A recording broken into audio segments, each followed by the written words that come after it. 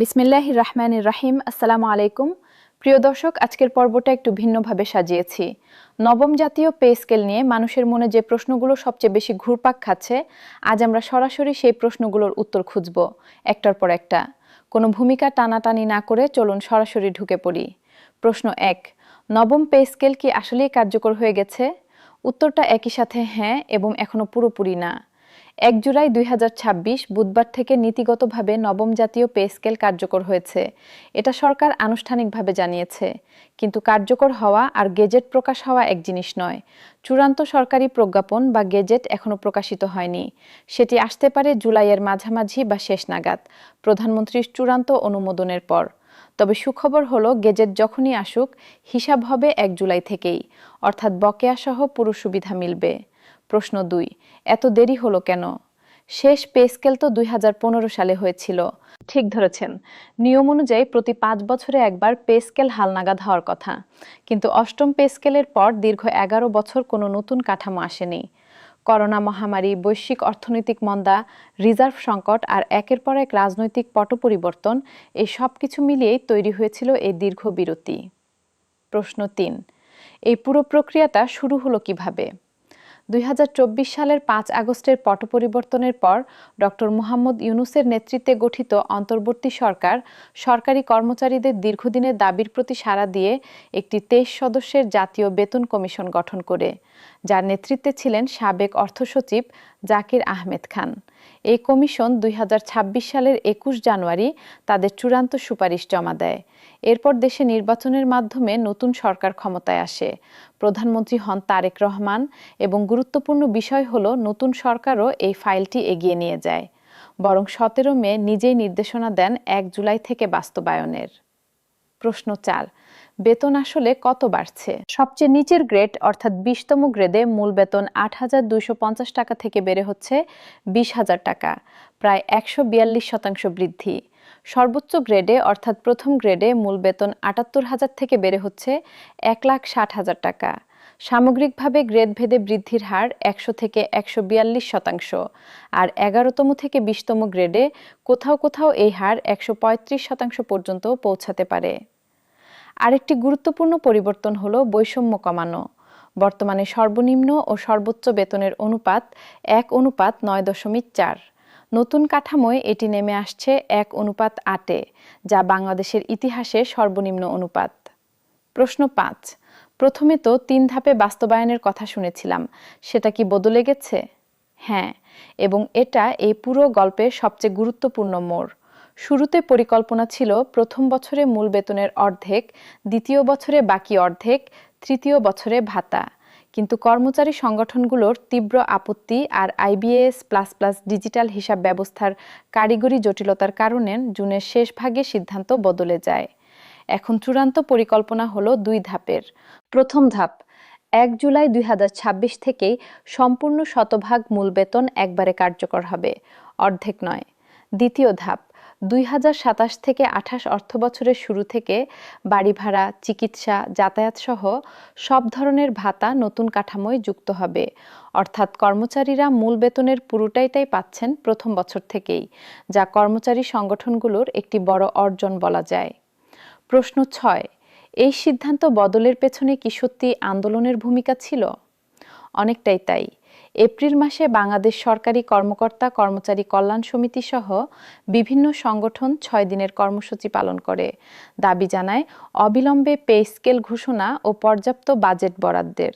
পরে যখন ৩ ধাপে এবং প্রথম বছরে মাত্র অর্ধেক বেসিকের প্রস্তাব সামনে আসে, তখন ব্যাপক ক্ষোভ তৈরি হয়। এই চাপের মুখেই শেষ পর্যন্ত সরকার সিদ্ধান্ত বদলে প্রথম বছরে শতভাগ মূল বেতন দেওয়ার পথে হাঁটে। প্রশ্ন ৭, এই বিশাল বেতন বৃদ্ধির টাকা সরকার পাবে কোথা থেকে? ২০২৬ থেকে ২৭ অর্থবছরের বাজেটে আংশিক বাস্তবায়নের জন্য প্রায় ৪৪,০০০ কোটি টাকার থোক বরাদ্দ রাখা হয়েছে। তবে পুরো কাঠামো একবারে বাস্তবায়ন করতে গেলে সরকারের প্রয়োজন হতো অতিরিক্ত প্রায় ১,০৬,০০০ কোটি টাকা, যা বর্তমান রাজস্ব পরিস্থিতিতে একসঙ্গে বহন করা কঠিন। এই আর্থিক বাস্তবতার কারণেই ধাপে ধাপে বাস্তবায়নের সিদ্ধান্ত। প্রশ্ন ৮, গেজেট প্রকাশের আগে টাকা হাতে পাবো কবে? সরকারি কর্মকর্তারা জানিয়েছেন ১ জুলাই থেকে কাঠামো কার্যকর ধরা হলেও বাস্তবে বেতন ব্যাংক হিসেবে জমা হতে ২ থেকে ৩ মাস সময় লাগতে পারে। কারণ গেজেট প্রকাশ, প্রশাসনিক প্রক্রিয়া এবং আইবিএএস প্লাস প্লাস প্ল্যাটফর্মের সমন্বয় শেষ হতে সময় দরকার। তবে যেহেতু হিসাব ১ জুলাই থেকেই ধরা হচ্ছে, তাই বকেয়াসহ পুরো টাকাই পাওয়া যাবে। প্রশ্ন ৯, যারা ইতিমধ্যে অবসরে গেছেন তাদের কি হবে? সংশ্লিষ্ট সূত্র অনুযায়ী পেনশনভোগীরাও নতুন কাঠামোর সুবিধার আওতায় থাকবেন। তবে তাদের জন্য সুনির্দিষ্ট হিসাব নিকাশ কিভাবে হবে তা স্পষ্ট হবে গেজেট প্রকাশের পরই। প্রশ্ন ১০, এমপিওভুক্ত শিক্ষকদের কি হবে? দেশে প্রায় ৫.৫ লাখ এমপিওভুক্ত শিক্ষক কর্মচারীও এই সুবিধার আওতায় আসছেন। ইতিমধ্যে গত বছরের নভেম্বর থেকে তাদের বাড়ি ভাড়া ভাতা ৭.৫% বেড়েছিল প্রথম ধাপে। ১ জুলাই থেকে দ্বিতীয় ধাপে আরও ৭.৫% যোগ হয়ে মোট বাড়ি ভাড়া ভাতা দাঁড়াচ্ছে মূল বেতনের ১৫%।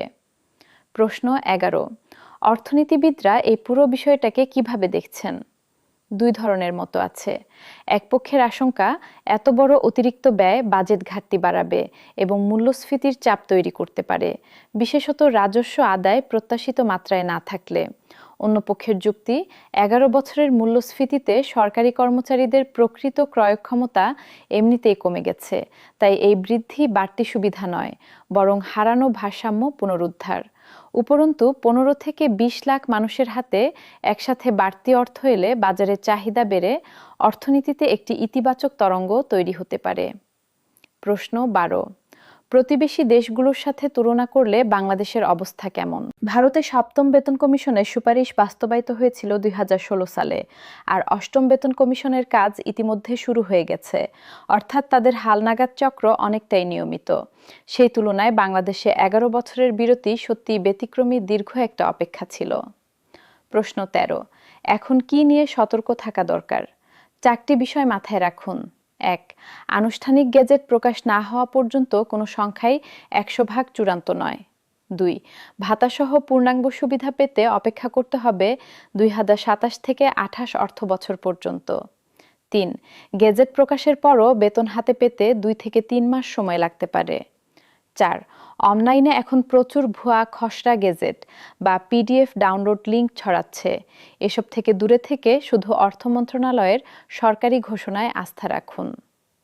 প্রশ্ন ১৪, এই মুহূর্তে ৩ জুলাই ২০২৬-এ দাঁড়িয়ে সংক্ষেপে অবস্থাটা কি? সংক্ষেপে বললে, নবম পে স্কেল নীতিগতভাবে কার্যকর হয়ে গেছে ১ জুলাই থেকে। প্রথম বছরেই সম্পূর্ণ নতুন মূল বেতন কার্যকর হচ্ছে। ভাতা যুক্ত হবে পরের অর্থবছর থেকে। চূড়ান্ত গেজেটের জন্য প্রধানমন্ত্রীর অনুমোদনের অপেক্ষা চলছে, যা আসতে পারে জুলাইয়ের মাঝামাঝি বা শেষ দিকে। বকেয়াসহ সুবিধা মিলবে ১ জুলাই থেকেই, তবে বাস্তবে টাকা হাতে পেতে আরও কিছুটা সময় লাগবে। শেষ কথা প্রিয় দর্শক, দীর্ঘ ১১ বছরের অপেক্ষা, দুটি সরকারের পরিবর্তন, অসংখ্য কমিটির বৈঠক আর কর্মচারী সংগঠনগুলোর অবিরাম দাবির পর অবশেষে একটি স্পষ্ট দিশা পেয়েছে নবম জাতীয় পে স্কেল। যাত্রা এখনও পুরোপুরি শেষ হয়নি, তবে ১ জুলাই থেকে কার্যকর হওয়ার এই মাইলফলক লাখ লাখ পরিবারের জন্য সত্যিই একটি বড় স্বস্তির খবর। নতুন যে কোনো আপডেট এলেই আমরা আপনাদের জানাবো। সাথে থাকুন, শেয়ার করুন আপনার পরিচিত সকল সরকারি চাকরিজীবীর সাথে। ধন্যবাদ সবাইকে। আল্লাহ হাফেজ।